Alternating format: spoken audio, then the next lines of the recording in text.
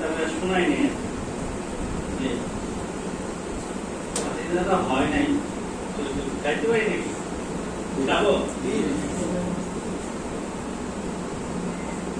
নবী তুমি চিনলে না নবীর শান বুঝলে না নবী তুমি চিনলে না নবীর শান বুঝলে না কত বড় গর্দব হইয়া আসলা তুমি ভবেতে কত বড় গর্দব হইয়া আসলা তুমি ধরাতে তারপরটা নিচ্ছে তারপরে আমাদের উপরটা নিচ্ছে নবী তোমায় চিনলাম না তোমার শান বুঝলাম না নবী তোমায় চিনলাম না তোমার শান বুঝলাম না কত বড় গর্দব হইয়া আসলাম আমি ভবেতে কত বড় গর্দব হইয়া আসলাম আমি ধরাতে কত বড় গর্দব হইয়া আসলাম আমি ধরাতে গর্দব হয়ে আসছি না থোড়াই ভাবলাম না শুধু মানে আল্লাহ রাসূলকে তো যাক মহব্বত কিছু করি না তো নিজে একটু শুরু হয়ে গেলে তাই না এখন ওই ইয়ারা ভাবে যে বড় বিশ্বাস করছে যে একজন সাহাবা গ্রামের যে চল ঘোড়ার উঠের গোড়াতে ধুলির সমান আমি হই নাই এইটা বড় পীর আব্দুল কাদের জিলানীর জন্য বলছেন বলার এইটাই তারা খুব বড় করে তুলে আর এটা তো বিনয় আর রাসূল সাল্লাল্লাহু আলাইহি ওয়াসাল্লাম বলেছেন যে আমি তোমাদের মতো মানুষ বিনয়ের কথা বিনয় যদি এটা বিনয়ের কথা এখন যে সে কি জানে আমি আমার মর্যাদা কথা রাসূলের মর্যাদাটা আমরা জানি তাহলে আমাদের কাছে রাসূল যদি তার মর্যাদার কথা বলে আমরা কি বুঝি রাসূলের মর্যাদা আমরা কি আর রাসূলের মর্যাদা আমরাও কিছু বুঝি না আমরা সেদিন সেই হাসনের ময়দানে রাসূল সাল্লাল্লাহু আলাইহি ওয়াসাল্লামের যে কি মর্যাদা সেদিন প্রকাশ করা হবে ওনাকে মাকামা মাহমুদা প্রশংসিত স্থানে বসানো হবে আর তারা কইতেছে রাসূল সাল্লাল্লাহু আলাইহি ওয়াসাল্লাম নাকি কি মিজানে খালদে থেকে খেয়াল করে হাত একটা কথা আল্লাহ তাআলা ওয়াদা করছেন যে আমি আপনাকে মাকামে মাহমুদা মানে প্রশংসিত স্থান অবস্থানে আপনাকে বসাবো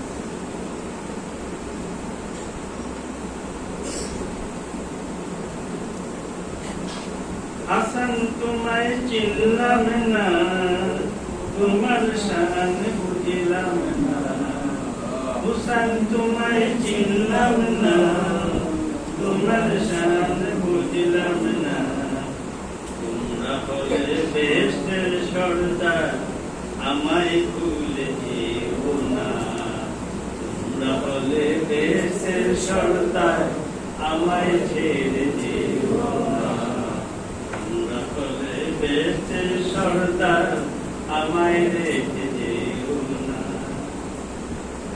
হাসান তোমায় চিনলাম না তোমার শান বুঝলাম না হুসাইন তোমায় চিনলাম না তোমার শান বুঝলাম না তোমরা বলে বেহেশতের সর্দার আমায় ভুলে যেও কথাটা বলো ঠিক আছে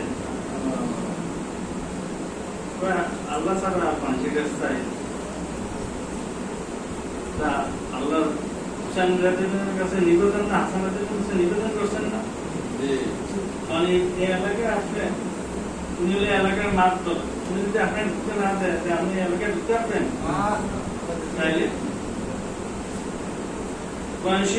আমি অনুকূলিত যেগুলো তারা কি খুব কোরআন শরীফের দেখায় কিন্তু কোরআন শরীফের আরেক জায়গায় যে আরেক কথা বলে আছে এটা খবর নাই কেউ ওখানে চাওয়া দেবো না আমি কইতে পারবো না বাবা আমরা 1000 টাকা দাম বা আমি কইতে পারবো না যে আপনি আমাদের 1000 টাকা দাম কেন আপনি গেছেন আপনি কি আল্লাহ হয়েছেন যে আপনার কাছে যাবো তাই তো বুঝে তারা তো তাই দেখতে চায় কত সারা মাইসের কাছে টাকা ধার চায় না আর পাবো তাকে শুনি পারে প্রত্যেকটা কথা মিলাই তাহলে এখানে না মিলাইতে পারলে ধরা খেতে سيدا شباب أهل الجنة سيدا شهابي أهل الجنة আমার নবীর ঘোষণা সৈয়দা শাবাবি আহলিল জান্নাহ আমার নবীর ঘোষণা কদম হইয়া বুঝবো কি আর দিল তো নাই যে মোহাব্বত দিলে তো নাই যে মোহাব্বত কদম হইয়া বুঝবো কি আর দিলে তো নাই যে মোহাব্বত দিলে তো নাই যে মোহাব্বত দিলে মোহাব্বত থাকলে এই কথা বলে আর মোহাব্বত ভালোবাসে না অথচ রাসূল ইসলামকে তার রাসূল ইসলামকে রাসূল ইসলাম আল্লাহ তাআলা বলছে যে আমার শাইন হাসানকে যে ভালোবাসবে তাদেরকে আপনি মাথায় তাদেরকে আপনি ভালোবাসেন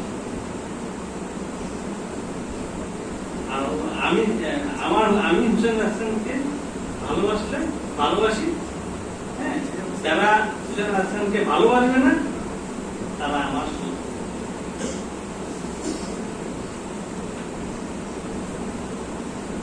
ফাতেমা তোমায় চিনলাম না তোমার শান বুঝলাম না ফাতেমা তোমায় চিনলাম না তোমার শান বুঝলাম না তুমি বলে নবীর দুলালে জান্নাতেরই সরদারিনী তুমি বলে নবীর দুলালে জান্নাতেরই সরদারিনী তাহলে ফাতেমা নাম কি জান্নাতের সরদার আর হাসানের নাম জান্নাতের সরদার সেই যখন স্টেজ হবে জান্নাতে যখন যাবে আমরা সবাই যাব তখন জান্নাতুল আদনে যখন একটা স্টেজ হবে সেই স্টেজে ডান এবং বাম পাশে হযরত হাসান এবং হুসাইন জিন্দাহ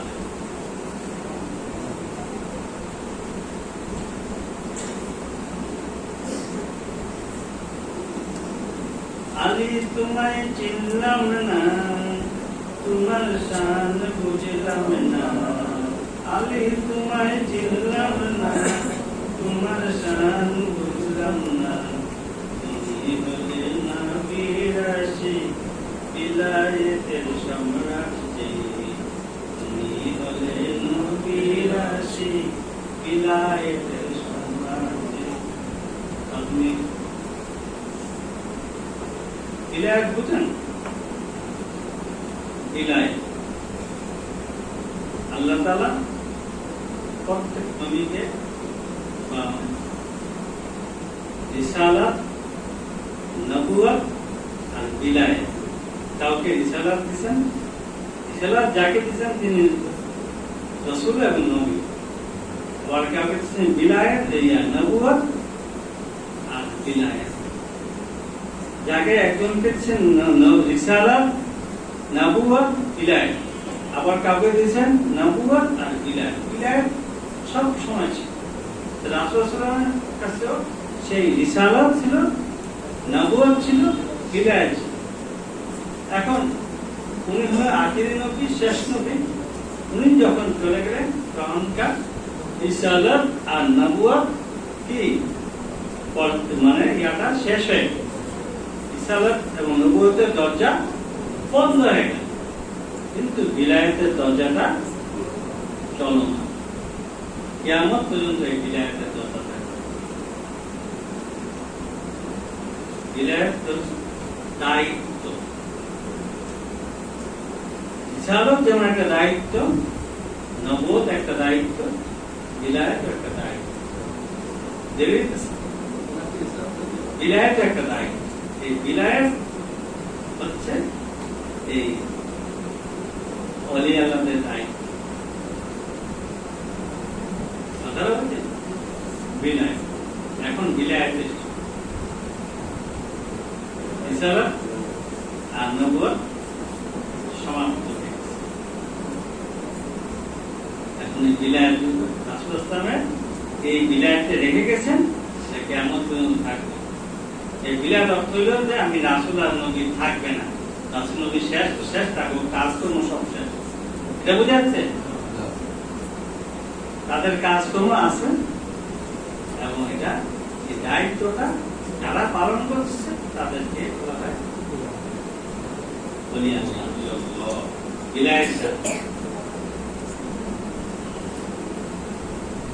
এবং এই বিলায়েতের মধ্যে আবার দুটা ভাগ আছে। একটা হলো এই দুনিয়াকে আল উলামা আরশাদুল আম্বিয়া যে বলে যে আলেমগণ নবীগণের উদ্দেশ্য, যে আল উলামা আরশাদুল আম্বিয়া আলেমগণ, এই কথাটা বললে আলেমরা আবার বলতেছে যে হ্যাঁ আরে আমরা তো নবীর উত্তরসূরি, আমরা জ্ঞান অর্জন করছি তো আমরা নবীর উত্তরসূরি এসেছি।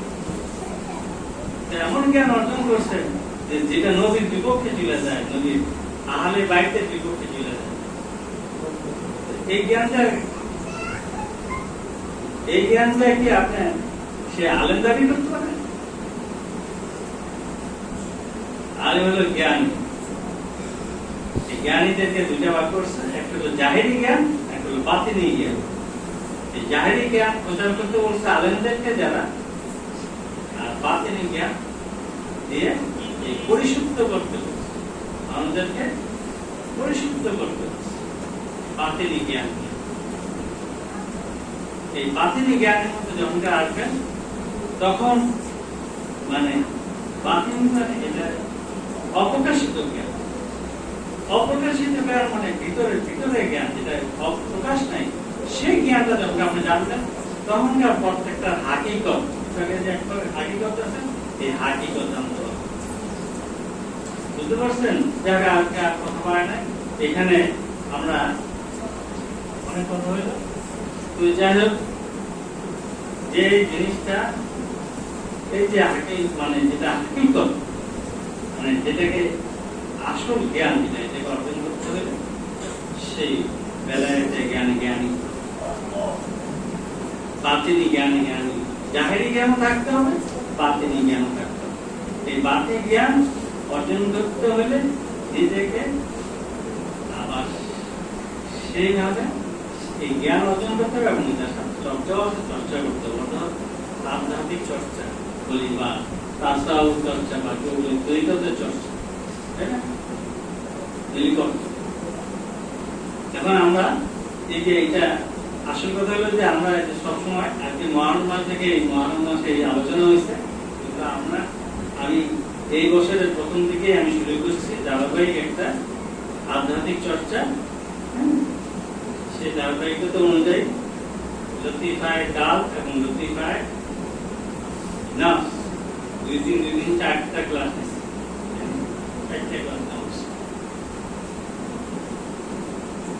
এগুলি চর্চা করতে হবে, তাহলে আস্তে আস্তে নিজের মধ্যে সেই আত্মিক শক্তি হবে। এখন এগুলি যারা চর্চা করতে চান, এখন যেহেতু একটা বিশ্বের যে অবস্থা, এই অবস্থা কবে আল্লাহ তাআলা কবে আমাদেরকে ক্ষমা করেন, কবে আমাদেরকে মাফ করেন, তবে আল্লাহ তাআলা অসংখ্য শুকরিয়া যে আমাদের যেভাবে আসছিল সেইভাবে তো আমাদেরকে ধরে নেয়, তাই না?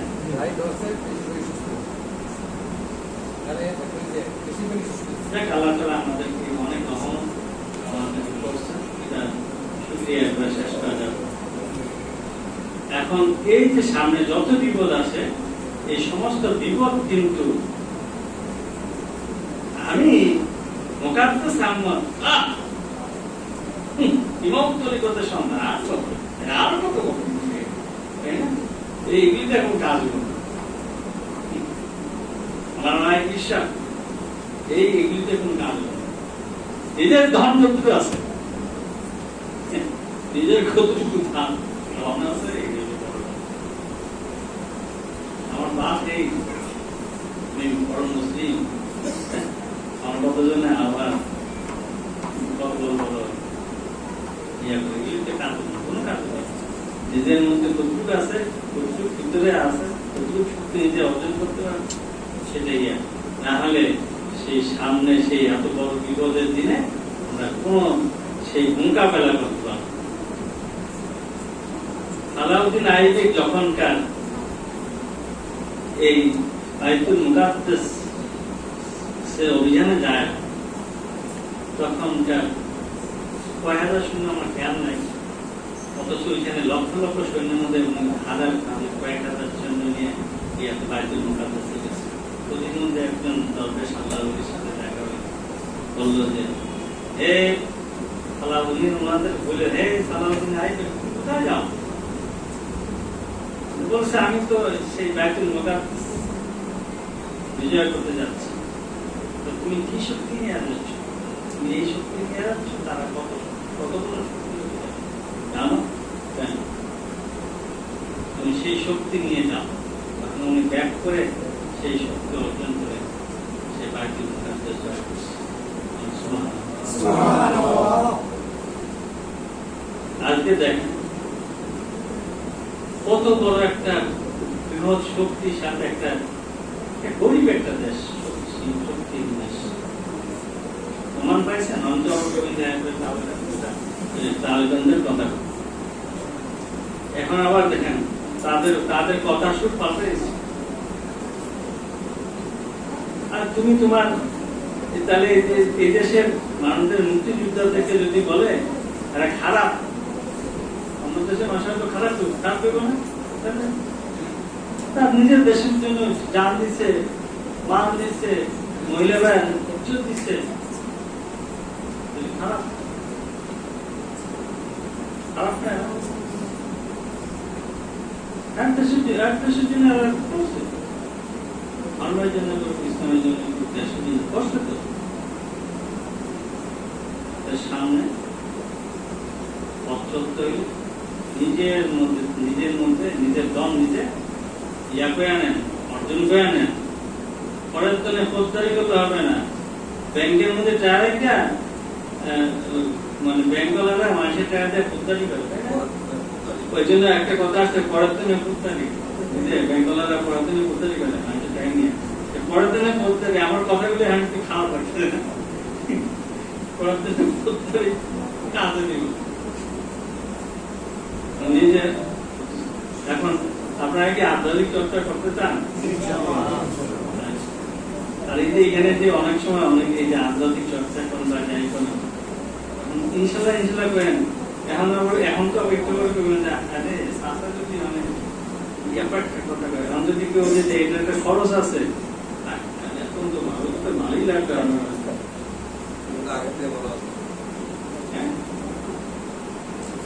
এই যে এখানে আমি একটা কথা বলি আপনারা আসছেন সওয়াব করেন শুধু সওয়াব কামানোর জন্য আসতে দরকার আমি এটা পছন্দই করি না সওয়াব কামাইতে আপনারা আচ্ছা খায় গেলেন যারা আপনাদেরকে খাওয়াইতেছে তারা সওয়াব কামাইছে আপনাদের কি লাভ হলো বা আপনারা খাওয়াইতেছেন সওয়াব কামাইছেন সওয়াব কামাই কি লাভ হচ্ছে সওয়াব দিয়ে কি কাজ করতে আর এই সওয়াব দিয়ে আপনি কত কি করবেন এই সমস্ত পরীক্ষার মধ্যে সওয়াবের কোন কারণ না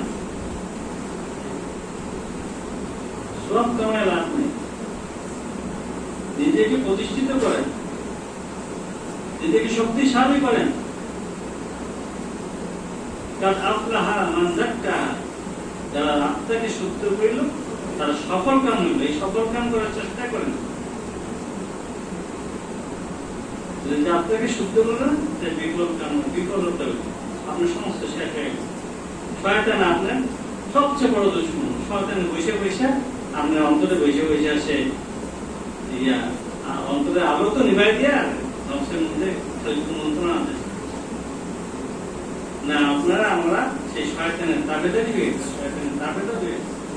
শয়তানের কথাই শুনি কয়েকদিন আগে একজন জিজ্ঞাসা করলো যে আমার বললো মামা এই যে একটা কথা শুনি যে বিসমিল্লাহির রহমানির না করে যদি খায় যে সেই কথা সেই খাওয়াটা শয়তান শয়তান খায় আমরা খাইলাম কি শয়তান খাইলো কেন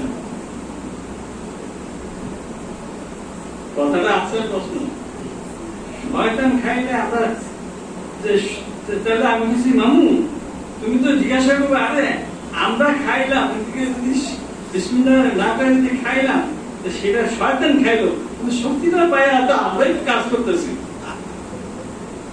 প্রশ্ন আসে না উত্তরটা কি আমরা এটা উত্তরটা হলো যে শয়তান যে খাইলো এটা বিসমিল্লাহ না বলাতে যে শয়তানটা খাইলো শয়তান শক্তিশালী হয়ে গেল আর এই শয়তানের শক্তিতে আমরা এই শয়তানের শক্তিতে আমরা চলিবেন না এই শয়তানের কথার মতো চলি আর আল্লাহর কথা মতো চলি না আল্লাহর কথা চলি আল্লাহ কাজ করি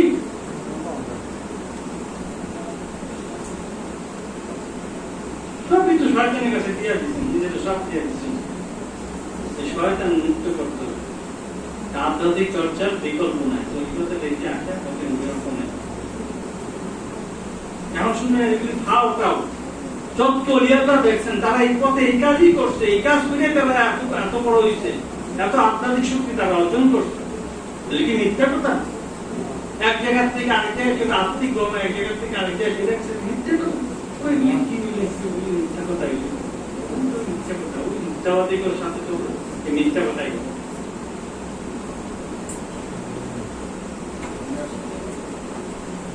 কথাটা বলছেন অর্থাৎ এখানে যদি চান নিজের ভালো চান আর শয়তানের থেকে নিজের মুক্ত করতে চান তাহলে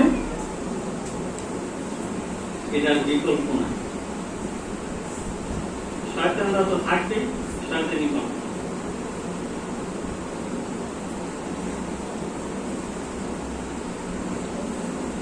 এখন আমরা এই যে ইমামত তরিকত আল্লামা শাইখ সাহেব মওলানা এটা এই পথে কিভাবে চলতে হবে তার নিয়ম কানুন বলে দিয়ে গেছেন কিভাবে চর্চা করতে হবে কোনটা কিভাবে করতে হবে step by step step by step ওনারা এগুলি করছেন ওনারা আমাদের থেকে একটা তরিকা পেয়েছেন আল্লাহ ইসলামের কাছ থেকে আমাদেরকে দিয়ে গেছেন এটা আমাদের জন্য একটা বড় একটা নিয়ামত আমরা যদি এটা নিজেদের কাজে লাগাইতে পারি তাহলে আমরা অনেক কামিয়াবি হব এবং আমি চাচ্ছি যে এটা একটা এই তরিকাটাকে কিভাবে প্রচার প্রসার লাভ করতে পারে এবং সবার কাজে রাখতে পারে সেটা একটা পরিকল্পনা নেওয়া হয়েছে তার জন্য একটা তহবিল দরকার আছে না তখন কথাগুলি ভালো লাগলো অনেকে এই বুঝে পকেটের মধ্যে আত্মীয় বুঝছে এখন আর ভালো পকেটের মধ্যে আত্মীয় বুঝছি না কি করব সহযোগিতাও চাই আবার সহযোগিতা আর্থিক সহযোগিতাও নাই আর্থিক সহযোগিতা ছাড়া হয় কেন শারীরিক সহযোগিতাও লাগবে সাথে আর্থিক সহযোগিতা যারা পারবেন তারা অবশ্যই সহযোগিতা আপনারা করবেন না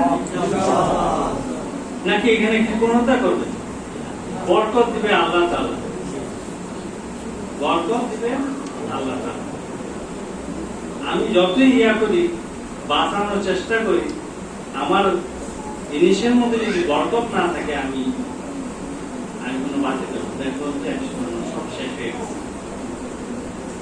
আর বরকত দিলে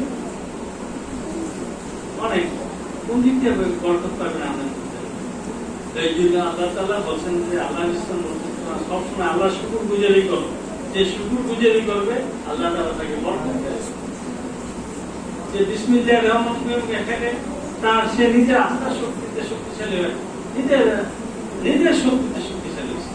আর বিসমিল্লাহ না খাইলে সে শয়তানের খাওয়াইছে, শয়তান শক্তিশালী হয়েছে, সেই শক্তিতে সে শক্তিশালী হয়েছে। কথাটা বুঝছেন? এখন ইনশাআল্লাহ আমরা যারা এগুলি করতে চান তারাও একটু ইয়ে হবে, খালি বললে হবে না। একটা কথা বলছি না যে আমি বললে গেলাম আর জিন্দাবাদ দিলাম, কিন্তু একসময় এটা কোনো কাজে দিবে না। কথা এবং কাজের সাথে মিল থাকে। যদি আপনারা আগে আসেন, যদি কাজ করতে চান, তাহলে আমারও কিন্তু মনে হবে যে এখানে একটু ওনারা চাইতেছে, আমি একটু ইয়ে করি।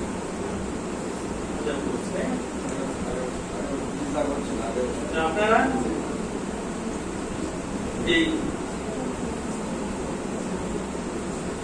এই কাজে মানে আধ্যাত্মিক চর্চার কাজে রাজি আছেন তো? যারা নতুন আসছে, অনেকে নতুন আসছে, আমার কথাগুলো এখন আসতে চাই, বুঝতে পারছেন না? বোঝার কথা না যায়। একটা কথা মনে রাখবেন, যদি যেই কথা বলি তোমরা ওনারা তাহলে কি কাজ করে এই আজকে এত শক্তিশালী কি কাজ করে এই কথাটা মনে রাখতে পারবেন না? এত শক্তিশালী কি কাজ করেছে আল্লাহ ইসলাম? 15 বছর, সে 25 বছরের পর থেকে প্রায় 25 বছর পর্যন্ত, এই প্রায় 15 বছর সেই কারাগুড়ায় এই আধ্যাত্মিক সাধনা হচ্ছে। সেই শক্তি, তারপরে সেই শক্তি নিয়ে আল্লাহ তাআলার কাছে সেই মহা শক্তি আল কোরআন নিয়ে আমাদেরকে হেদায়েত দিতে আসছে। হেদায়েতের আলো, সেই শক্তির আলো, সেই হেদায়েতের সেই শক্তির আলো, সেই কোরআন শরীফের সেই শক্তির আলো আমাদের কাছে যখন দিয়েছে, আমরা তখনই একদম আলোকিত হয়ে গেছে। বড় বিশ্বাস বলেন না যে আমাদের খাজা মজলিসে উনি সেই শক্তি, সে আলো নিয়ে, সেই শক্তি নিয়ে আসছেন, সেই আজমির শরীফে এসে বসছে। এখানে তখন পুরাটাই মুশরিকদের দখলে ছিল। সেই মুশরিকরা ওনাকে মানতে বাধ্য হয়েছে কিসের কারণে? আত্মার শক্তি কারণে। সেই শক্তি নিয়ে সে আল্লাহ, সেই আলো, সেই শক্তি, যে শক্তি দরকার, সেই শক্তির কাছে তারা বড় হয়ে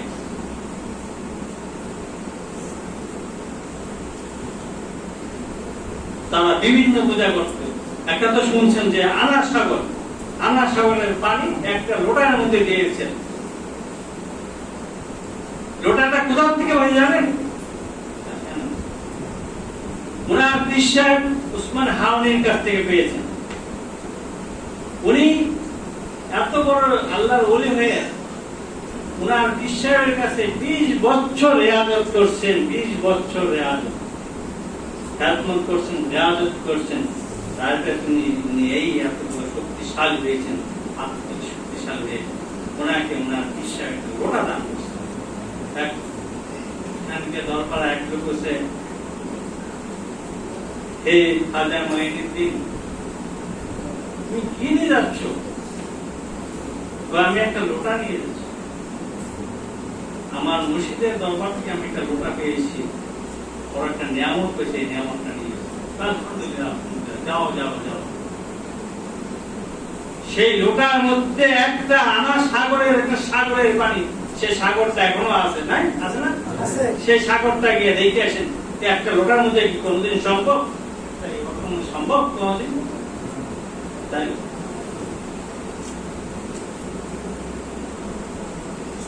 এই কথা আপনারা জানেন না? সব জানেন। তারপরে যে তারা গরু পূজা করে, গরু কি গাভী পূজা করে, তারা সবসময় গাভী, যেমন গাভী পূজা করে। আমি তাদের বক্তব্য শুনছি যে তারা মা, গাভী হইলো তাদের মা, মারে পূজা করবে না, মা সারা জীবন দুধ দেওয়া যায়, এই জন্য তারা গাভী পূজা করে। আর মানুষ কি পূজা? মানুষ তো কি দুধ দেয়, সারা জীবন দুধ দেয়, গাভী সারা জীবন দুধ দেয়, এই গাভী ফেসবুকে আমি শুনছি গাভী তারা পূজা করে। আর এক সময় দেখা গেছে দরকার খাজা মহিদিন চিত্তার জন্য আসেন, গাভীরা তো হ্যাঁ দুধা পায় না, দুধা পায় না, তাদেরকে পূজা করতে করতে শেষ, পূজা করতে শেষ। দরকার এখানে হযরত খাজা মহিদিন চিত্তার জন্য উপস্থিত হলেন। হ্যাঁ তোমরা কি করতেছো? আমরা পূজা করি। কিসের গাভী পূজা? কেন গাভী পূজা করো? ওই গাভী যে আমাদেরকে দুধ দেয়, অনেকদিন ধরে দুধ দিতেছে না, মনে হয় না আমাদের প্রতি অসন্তুষ্ট হয়েছে, এই জন্য আমরা এটা সন্তুষ্ট করার জন্য পূজা দিতেছি। পূজা দিতেছে, এটা দুধ দেয় না। আর যদি দুধ দেয় তাহলে কি করে? দেখি তো কিভাবে উনি করবেন কি, মাথা থেকে না হাত থেকে সেলার কোন যাবে না, আমার এটাই তখন এই দুধ পড়তেছে, বুঝলে তোমরা সব বাংলার তো সবাই বাংলার নিয়ে না সব পড়তেছে। তারপরে বুঝেছি যে তাহলে তখনকে কি বলছেন, আরে আপনি তো তাহলে গাভীরা তো ঠিক পূজা করেন কেন? আপনি পূজা করা দরকার, আপনি তো গাভীর চেয়ে বড়, আপনি গাভীর মধ্যে ইয়া দিয়ে দিচ্ছেন, এখানে সে দুধ করে দিতেছে, তা আপনি তো গাভীর সাথে আপনার পূজা করি। আপনার পূজা করতেছি না, না আমাকে পূজা করবেন, আমি পূজা করতে বলছি না, কেন পূজা করে? আপনি যে আমাদের এত বড় একটা ইয়া করেন, আপনি তো তাদের গাভীর চেয়ে দিব, আমার পূজা করা লাগবে, আমি যার পূজা করি তোমরা তার পূজা পূজা করবেন। তুমি তো বলছেন পূজা করো, তারপর পূজা একটা খারাপ শব্দ, আবার পুজো পূজা তাকেও বাসা দিয়ে তাকেও করেছে। এখন তার ওই যে কাফেরদের বাসা দিয়ে নবীরে করেছে যে আমি তোমাদের মতো, কাফেরদের বাসা দিয়ে এই জন্য হারাও কথা তাহলে এটা বিশ্বাস করে হারাও দেখেন দমনকার তারা বসেছে, তাহলে কি তা আমি যার পূজা করি তোমরা আমি কে করি না, একজন সৃষ্টিকর্তার পূজা করি, তাহলে আমরাও তার পূজা করি। দমনকার বলো ভয় করো লা ইলাহা ইল্লাল্লাহু মুহাম্মাদুর রাসূলুল্লাহ সাল্লাল্লাহু আলাইহি। তাদের চালা দিয়ে এই যে লক্ষ লক্ষ মুসলমান বানাইল, কিসের পর একজন লোক কোটি কোটি কোটি মুসলমান বানাইল।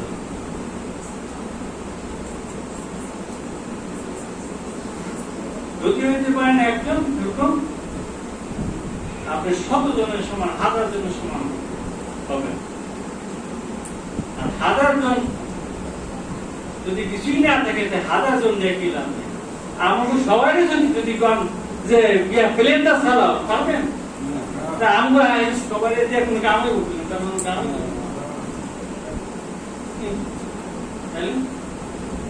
যারা প্লেন চালাতে জানে তারাও যদি 10 জন থাকে, এই 10 জনের দাম আছে, বা একজন থাকলে এর দাম বাড়বে। যদি কেউ থাকে প্লেন চালাতে পারে তারও দাম বেশি, আমি কেউ দাম নেই। আমি মুখাতে তাই ইয়ার করছি আর আপনাদের যেটা যে কাজ সেই আধ্যাত্মিক শক্তি দিয়ে আপনাকে সমস্ত কিছু পরাভূত করতে হবে, এর বিকল্প এখন নাই। আপনি যতই কম যে আজকে আলেমরা খারাপ হয়ে গেছে, আজকে এই জন্য ইসলামের এই অবস্থা, আজকে সবাই কিছু আসলে সুন্নাহ মানে না, তাই এই অবস্থা, ইসলামের এই অবস্থা। আজকে মুসলমানরা তাদের মধ্যে মুসলমানিত্ব নাই, তাদের এই অবস্থা। আজকে নারীরা বেপরদা হয়ে গেছে, এই জন্য মুসলমানদের এই অবস্থা। আজকে মুসলমানরা সুদ ঘুষ খায়, এই জন্য মুসলমানদের অবস্থা। খালি বলতে পারবেন কিন্তু কাজের নামে কিছুই না।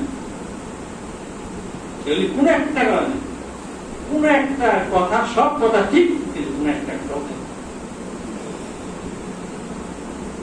কেন ঠিক না? যতক্ষণ পর্যন্ত আপনি অন্তর ঠিক করবেন, অন্তরের মধ্যে যে শয়তান বসে গেছে, এটা যতক্ষণ পর্যন্ত নিজের আয়ত্তে না আনতে পারবেন, দমন না করতে পারবেন, ততক্ষণ পর্যন্ত আপনি মানুষ হইবেন না,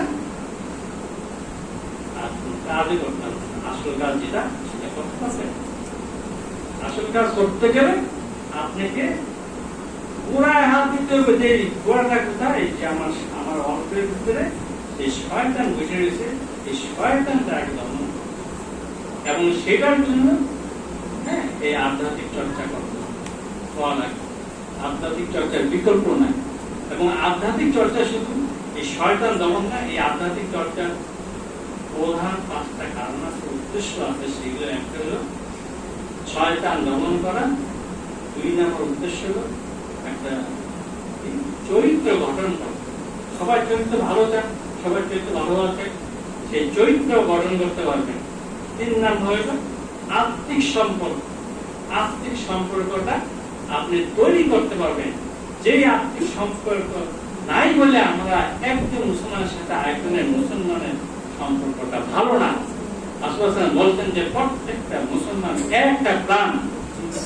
কেমন একটা প্রাণ? এর সম্পর্ক একজনের সাথে নাই, কারণ এখানে সমস্ত ভেজাল হয়ে গেছে। এই শয়তান বৃক্ষে আপনার মধ্যে, আমার মধ্যে, সবার মধ্যে ভেজাল করে দিয়েছে, সম্পর্ক বিহীন করে দিচ্ছে। আমার সাথে যে আল্লাহর সেই সম্পর্ক, যেই সম্পর্ক আমি ওয়াদা করে আসছি যে আল্লাহর সাথে আমি সম্পর্ক রাখবো, সেই সম্পর্কটা সে ছিন্ন বিচ্ছিন্ন করে দিচ্ছে, কেটে দিচ্ছে। সেটাকে ছিন্ন করে দিচ্ছে। আমি কিভাবে? আমার সাথে তো আল্লাহর সম্পর্ক নাই, আমার সাথে আল্লাহ রাসূলের সম্পর্ক নাই। আমি কিভাবে আল্লাহর যেখানে সম্পর্ক নাই, আল্লাহর হাবিবের সম্পর্ক নাই, তা আমি সেখানে আল্লাহর কাজ কিভাবে করব? আমার সাথে সম্পর্ক আছে শয়তান। আমার কথা বলে ভালো লাগতেছে? তারপরে হলো আত্মিক ভ্রমণ। আত্মিক ভ্রমণ মানে আত্মা দিয়ে বিভিন্ন জায়গায়, সৃষ্টি জগৎ সব জায়গায় ভ্রমণ করতে পারবে। এবং যারা এই কাজটা করবে, সেই ব্যাসটা গিয়েও তারা এই সুযোগটা গ্রহণ করতে পারবেন। না হলে যদি মনে করেন আপনার ব্যাসটা গেলেন, লাস্ট ব্যাস, যে ব্যাসটা গিয়ে বললেন এই ব্যাসটা থাকবেন, আর অন্য ব্যাসটা যাওয়ার সুযোগ হবে না। কারণ আপনি সেই কাজ করে যান না পৃথিবীতে, সেই কাজ আপনি করে যান না। আরেক আপনি মানে সর্বনিম্ন ব্যাসটার কাজ করছেন, আর আপনি জান্নাতুল ফেরদৌস সমস্ত যেটা আলা, যেটার মধ্যে সবচেয়ে বেশি খাওয়ার নেওয়ার বেশি, সেটা কি আপনি ভোগ করতে পারবেন? সম্ভব? সম্ভব। আপনি কাজ করছেন ওই নিচের, সবচেয়ে নিচের যেটা, সেটার কাজ করছেন, আর আপনি চান বড়টাই, দেখতে পারবেন না। কথাগুলো বুঝে আসছে? এখান থেকে আপনি সেই জিনিসটা আপনাকে তৈরি করে নিতে হবে। এবং তারা এখান থেকে আত্মিক ভাবে আপনি যখন যাবেন, তখন দেখবেন যে আপনার আত্মা ঘুমাইলে আপনার আত্মা কোথায় যায়? যাইবে একজন কি পরিবিবির কাছে। পরিবিবি না, একজন কে আছে না, পরিবিবির কাছে নিলে সোনা দিনে কে যাইবে। আর আপনার আত্মা যদি ভালো হয়, তা আপনার আত্মা ভালো ভালো জায়গায় যাবে। কথাটা কি বলছি?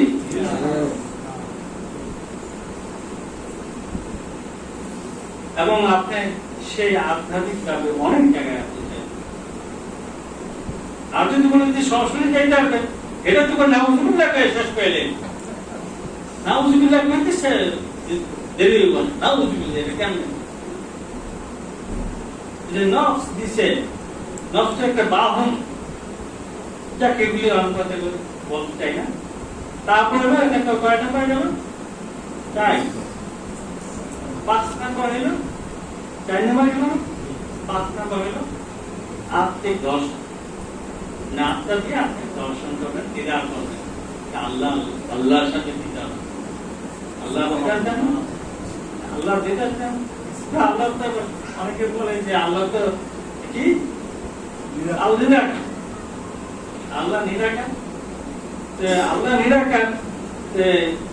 ইমাম আবু হানিফা রাহিমাহুল্লাহ বলছেন, উনার মাযহাবে বলছে যে আল্লাহ নিরাকার, তাইলে উনি কিভাবে একবার আল্লাহ প্রশ্ন করছে না? তাই